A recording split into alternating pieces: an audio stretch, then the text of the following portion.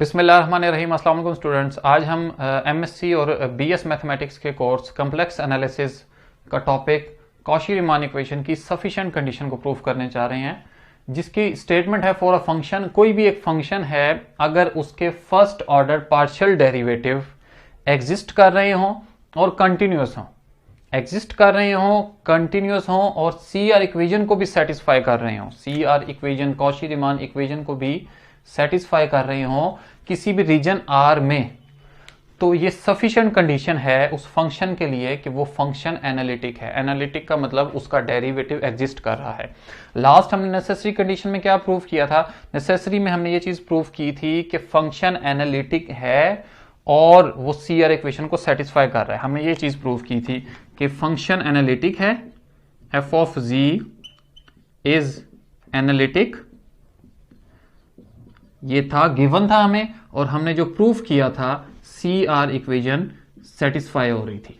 अब हमने क्या प्रूफ करना है कि first order partial derivative exist भी कर रहे हैं और कंटिन्यूस भी हैं, कंटिन्यूटी भी शर्त है साथ, कंटिन्यूस भी हैं और सी आर इक्वेशन को सेटिस्फाई भी कर रहे हैं। सी आर इक्वेशन सेटिस्फाई हो रही है, तो अब हमने रिवर्स प्रूफ करना है कि जो एफ ऑफ जी है वो एनालिटिक है। F of G is analytic. Analytic का मतलब है कि एफ ऑफ जी का डेरिवेटिव एग्जिस्ट कर रहा है, ये डिफरेंशिएबल है। तो ये नेसेसरी कंडीशन में एनालिटिक फंक्शन होगा तो C R equation must satisfy होगी, लेकिन जब सी आर इक्वेशन सेटिस्फाई हो उसके साथ उन फर्स्ट ऑर्डर पार्शियल डेरिवेटिव का कंटिन्यूस होना भी जरूरी है, तब जाके फंक्शन एनालिटिक होगा। अगर just C R equation satisfy हो रही है और वो first order partial derivative continuous नहीं है तो ये एनालिटिक फंक्शन नहीं होगा। इसके लिए मस्ट है कि सी आर इक्वेशन और first order partial derivative continuous होने चाहिए, तो तब हम कह सकते हैं ये सफिशिएंट कंडीशन है कि फंक्शन एनालिटिक भी होगा, वो डिफरेंशिएबल भी होगा। एनालिटिक का क्या मतलब है डिफरेंशिएबल का? कि F prime of G equal आएगा, किसके इक्वल आएगा? Limit del G approaches to zero, F of G plus del G minus F of G divided by del G. ये चीज हमने प्रूफ करनी है कि ये एग्जिस्ट कर रहा है। अब ये चीज मैंने लिखी हुई है Taylor's theorem for function of two variables, जिसका यूज होगा, जिसकी यूज की वजह से हम ये सी आर इक्वेशन की सफिशिएंट कंडीशन को प्रूफ करेंगे। इसको जरा पढ़ लेते हैं कि किसी भी दो वेरिएबल के फंक्शन पे टेलर थ्योरम कब अप्लाई होगा? अगर वो फंक्शन डिफरेंशिएबल है। फंक्शन डिफरेंशिएबल होने का मतलब है कि फंक्शन कंटिन्यूस भी है। डिफरेंशिएबल तभी होता है जब उसकी लिमिट एग्जिस्ट करती है और वो कंटिन्यूस भी हो। n times in the neighbourhood of a point, किसी भी पॉइंट ए बी के नेबरहुड में, नेबरहुड का मतलब है उसके करीब तरीन आसपास वाले पॉइंट पर अगर फंक्शन n टाइम्स डिफरेंशिएबल है, लेट वो नेबरहुड क्या है? a में कुछ स्लाइटली सा चेंज करेंगे, थोड़ा सा चेंज करेंगे, for example a plus h ले लेते हैं, कोई वैल्यू थोड़ी सी उसमें चेंज करते हैं जो उसके पास ही पॉइंट बने, और b में थोड़ा सा कोई चेंज करते हैं b प्लस k, ये एक नया पॉइंट आ गया ए बी के नेबरहुड में। जिस तरह हम करते हैं x plus delta x, delta x जो है वो स्लाइटली सा चेंज होता है, मामूली सा चेंज होता है जो x के नेबरहुड में पॉइंट होता है x प्लस डेल्टा एक्स, किसी भी एक डोमेन D में। तो इस नेबरहुड पे जो पॉइंट का फंक्शन की जो वैल्यू है वो किसके इक्वल होगी? वो फंक्शन ए बी पॉइंट पर plus H partial over partial X plus K partial over partial Y F of A B, उस फंक्शन का फर्स्ट ऑर्डर डेरिवेटिव, प्लस ये इसी चीज का हमने स्क्वायर लिया है। स्क्वायर का मतलब है सेकंड ऑर्डर पार्शियल डेरिवेटिव, क्योंकि हमने सफिशिएंट कंडीशन में फर्स्ट ऑर्डर पार्शियल डेरिवेटिव को लेके चलना है, इसलिए हम इस हायर पावर को निग्लेक्ट करेंगे और हम इसको टेलर्स थ्योरम को सिर्फ यहां तक इसका यूज करेंगे, बाकी ये हायर पावर्स जो हैं वो निग्लेक्ट कर देंगे। नेक्स्ट हमें ये चीज प्रूव करनी है कि इसका डेरिवेटिव एग्जिस्ट करता है, ये first order partial derivative exist कर रहे हैं, कंटिन्यूस हैं, तो फंक्शन का डेरिवेटिव भी एग्जिस्ट करेगा। तो इसका प्रूफ कर लेते हैं जी। तो सी आर इक्वेशन सेटिस्फाई हो रही है। सी आर इक्वेशन क्या थी? सी आर इक्वेशन थी कि partial U over partial X equal है partial V over partial Y के, ये एक इक्वेशन आ गई हमारे पास। सेकंड क्या था, partial v over partial x equal है minus partial u over partial y के। ये सेकंड इक्वेशन आ गई, क्योंकि ये सेटिस्फाई हो रही है, हमें इसके स्टेटमेंट में पता है कि ये सेटिस्फाई हो रही है, इसका मतलब है ये फर्स्ट और सेकंड इक्वेशन, इनको हमने नाम दे दिया। अब हमें ये चीज प्रूव करनी है, हमें इसमें क्या चाहिए, f ऑफ z चाहिए, f of z plus del z चाहिए। तो f ऑफ z किसके इक्वल होता है, f ऑफ z इक्वल होता है w के, और w इक्वल होता है u प्लस आयोटा v के। यहां पे बताता चलूं कि z इक्वल है x प्लस आयोटा y के। तो f ऑफ z इसके इक्वल यहां से आ जाएगा f of z is equal to u। f z का फंक्शन, तो u और v किसके फंक्शन बन जाएंगे, x और y के फंक्शन बन जाएंगे, x और y के, plus iota v x y। तो ये मेरे पास थर्ड इक्वेशन आ गई। सेकंड मुझे ये चीज चाहिए f of z plus del z, f of z निकल आया, f of z plus del z, इसी में चेंज करेंगे f of z plus del z। तो क्योंकि z के अंदर चेंज आ रहा है तो x और y के अंदर भी चेंज आएगा। क्यों, क्योंकि z प्लस डेल z किसके इक्वल होता है, ये इक्वल होता है x plus del x plus iota y plus del y के। तो लेफ्ट साइड पे चेंज आया z के अंदर, तो राइट साइड पे भी चेंज आएगा, यहां पे आ जाएगा u of x plus del x y plus del y plus iota v of x plus del x y plus del y। ये फोर्थ इक्वेशन आ गई। अब यहां टेलर्स थ्योरम जो मैंने आपको पहले बताया था, Taylor's theorem of a function for two variables, हमें क्या चाहिए, हमें चाहिए u of x plus del x y of del plus del y की value. Second v of x plus del x y plus del y की value. तो अगर यहां देखें f की जगह u आ जाए, f की जगह u आ जाए और a की जगह x प्लस h की जगह डेल x आ जाए, b की जगह y प्लस k की जगह डेल y आ जाए। ये भी देखें कि एक आपके पास x y पॉइंट है और दूसरा जो पॉइंट है वो x plus del x y plus del y, मतलब x में मामूली सा चेंज और y में मामूली सा चेंज, तो वो उसके नेबरहुड में ही पॉइंट होगा। तो ये हमने नेबरहुड, इसकी स्टेटमेंट टेलर्स थ्योरम की देखें तो ये नेबरहुड के लिए ही है।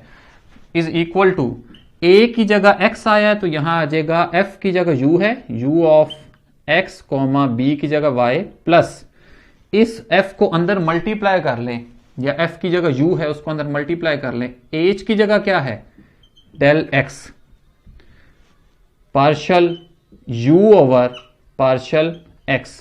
साथ में a b की जगह x y नहीं लिख रहा क्योंकि हमें पता है u x y का ही फंक्शन है, प्लस k की जगह क्या हमने पुट किया del y partial u over partial y। ये हमारे पास एक इक्वेशन आ गई जिसको हमने फिफ्थ कह दिया।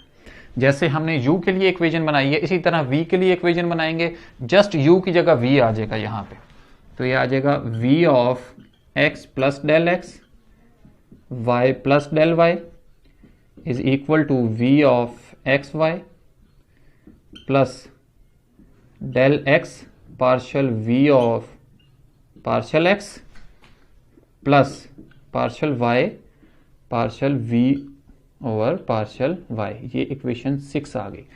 अब हमारे पास ये value u of x plus del x y plus del y की, और ये वैल्यू आ गई v of x plus del x y plus del y की। इसको हम किस में पुट करेंगे, इन दोनों वैल्यूज को हम इक्वेशन 4 में पुट करेंगे। तो ये वैल्यूज इक्वेशन 4 में पुट कर लेते हैं u और v की। इक्वेशन 4 क्या थी, इक्वेशन 4 थी f of z plus del z is equal to u of this, इसकी वैल्यू यहां से पुट कर लें, ये वैल्यू आ जाएगी u of X Y plus del x partial u over partial x plus del y partial u over partial y plus iota इसका मतलब है v ऑफ दिस की जो वैल्यू मैं पुट करूंगा उस सब के साथ क्या मल्टीप्लाई हो जाएगा, आयोटा। तो आयोटा मैं डायरेक्ट मल्टीप्लाई कर लेता हूं, प्लस आयोटा, इसकी हर वैल्यू के साथ आयोटा मल्टीप्लाई होगा, v of X Y. Iota क्यों मल्टीप्लाई हुआ, इक्वेशन 4 में v की वैल्यू के साथ आयोटा है, तो इसकी जगह जो भी पुट करेंगे उनके साथ आयोटा आ जाएगा, plus iota del x partial v over partial X, यहाँ आ जाएगा partial v over partial x, plus iota del y partial v over partial y। ये हमारे पास एक इक्वेशन आ गई। अगर हम इनको कंपेयर कर लें, u ऑफ एक्स वाई को और v ऑफ एक्स वाई को जरा कंपेयर कर लें, इकट्ठा लिख लें, u of X Y plus iota v of X Y, बाकी एज इट इज, जिसमें से डेल एक्स कॉमन आ रहा है उनमें से डेल एक्स कॉमन लेते हैं, जिसमें से डेल वाई कॉमन आ रहा है उनमें से डेल वाई कॉमन लेंगे। इसमें इन दोनों में से डेल एक्स कॉमन ले लें तो यहां आ जाएगा डेल एक्स, अंदर क्या बच जाएगा, partial u over partial x plus iota partial v over partial x। इन दोनों में से partial y delta y common ले लें, डेल y, तो यहां आ जाएगा डेल y प्लस अंदर आ गया partial u over partial y plus iota partial v over partial y, ये आ गया। अब जरा देखें कि इन दोनों को अगर देखा जाए, ये इन दोनों को, तो u of X Y plus iota v of X Y किसके इक्वल है, ये इक्वल है इक्वेशन 3 से f ऑफ z के इक्वल। तो यहां इसकी वैल्यू पुट कर लेते हैं। लेफ्ट साइड पे हमारे पास क्या चल रहा है, f of z plus del z is equal to, इसकी जगह क्या आ जाएगा, f of z from equation 3, ये as it is, plus del x partial u over partial x plus iota partial v over partial x। अब ये इन दोनों की ब्रैकेट के अंदर हमने चीज सेम बनानी है, तो partial u over partial x plus iota partial v over partial x as it is रहेगा। यहां भी ये चीज बनाएं, इसका मतलब है partial u over partial y plus iota partial v over partial y की जगह भी यही चीज आनी चाहिए। क्योंकि CR इक्वेशन सेटिस्फाई हो रही है तो फ्रॉम इक्वेशन 1 एंड 2 हम partial u over partial y की जगह क्या लिख सकते हैं, partial u over partial y की जगह नेगेटिव साइन इधर आ जाएगा, ये लिख लेंगे del y minus partial u over partial y की जगह लिख लेंगे negative partial v over partial x, और partial v over partial y की जगह लिख लेंगे partial u over partial x plus iota partial u over partial x। ये हमने तीनों जो काम किए f ऑफ z और ये जो वैल्यूज हमने पुट की हैं, ये कहां से की हैं, फ्रॉम इक्वेशन 1, 2 एंड 3। 1, 2 को यूज करते हुए इनको चेंज किया है हमने, और 3 को यूज करते हुए ये इसमें चेंज हो गया। नेक्स्ट, अब f ऑफ z इस साइड पे आके क्या हो जाएगा, सब्ट्रैक्ट हो जाएगा, तो f of z plus del z minus f of z is equal to del x partial u over partial x plus iota partial v over partial x। क्योंकि हमने ब्रैकेट के अंदर दोनों टर्म सेम बनानी है ताकि कॉमन आ सकें। अब ये सेम नहीं है, partial u over partial x के साथ मुझे आयोटा नहीं चाहिए, यहां पे आयोटा है, तो इस नेगेटिव साइन को मैं लिख सकता हूं plus del y। Negative sign की जगह लिखा जा सकता है आयोटा स्क्वायर, क्योंकि iota square is equal to -1 partial v over partial x plus iota partial u over partial x। इन दोनों में से आयोटा अब हम कॉमन ले लेंगे। इसको सॉल्व कर लेते हैं। यहां इन दोनों वैल्यूज में से आयोटा को कॉमन लेते हैं। Left side as it is रहेगी f of z plus del z minus f of z is equal to del x partial u over partial x plus iota partial v over partial x plus del y plus del y। इन दोनों values में से iota common आया तो बाहर आ जाएगा iota.